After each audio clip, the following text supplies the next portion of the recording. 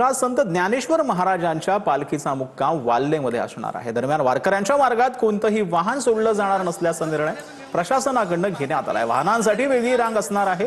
पासधारक वाहन दुसऱ्या लेनमध्ये बदलून आता पुढे जी आहेत ती पाठवली जाणार आहे। संतश्रेष्ठ ज्ञानेश्वर महाराजांची पालखी जी आहे ती आज जेजुरीवरून पुढे वाल्हेच्या दिशेने या पालखीनं प्रस्थान ठेवलेलं आपण पाहतोय की फुलांनी सजवलेल्या रथामध्ये ज्ञानेश्वर महाराजांच्या पादुका ज्या आहेत आपल्याला पाहायला मिळत आहेत।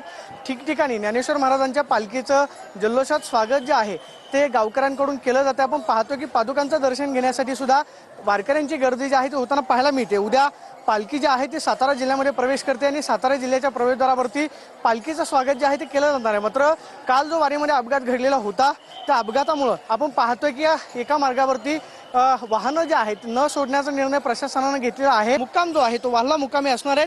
मात्र आपण पाहतोय की वारकऱ्यांची गर्दी जी आहे ती ठिकठिकाणी या ठिकाणी ज्ञानेश्वर महाराजांच्या पादुका ज्या आहेत पादुकांचं दर्शन घेण्यासाठी झालेले आपल्याला पाहायला मिळते। Camera person Sushant Raut Soni Pradeep Kapse TV9 Marathi Jejuri. तर बीड जिल्ह्यातल्या केज तालुक्यातल्या निकृष्ट रस्त्याच्या कामाचा व्हिडिओ समोर आलाय। बनकरंजा ते चिंचपूर रस्त्यावरचा 48 लाख रुपयांच्या पुलाचं काम कंत्राटदारांना अतिशय निकृष्ट दर्जाचं केल्यानं स्थानिकांनी उघड केलंय। पुलाच्या बाजूचे कठडे लात मारल्यानंतर अक्षरशः तुटून पडले। मात्र या बांधकामामध्ये ठेकेदारानं स्टीलच वापरलं नाही असं बांधकाम विभागानं म्हटलेलं आहे। बीडच्या केज तालुक्यातून काल एक धक्कादायक व्हिडिओ समोर आला होता। ज्या व्हिडिओने बीड जिल्ह्यामध्ये सुरू असलेल्या बांधकामांचा निकृष्टपणा समोर आणला। केज तालुक्यातील बनकरंजा या ठिकाणी असलेला हा बनकरंजा चिंचपूर रस्त्यावरचा ब्रिज आहे। या पुलाचं काम सुरू आहे।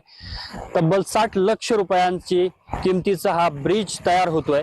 यावरती रस्ता तयार होतोय। मात्र या संपूर्ण काम जे आहे ते अतिशय निकृष्ट दर्जाचं होत असल्याचं या ठिकाणच्या स्थानिक पत्रकारांनी समोर आणलं।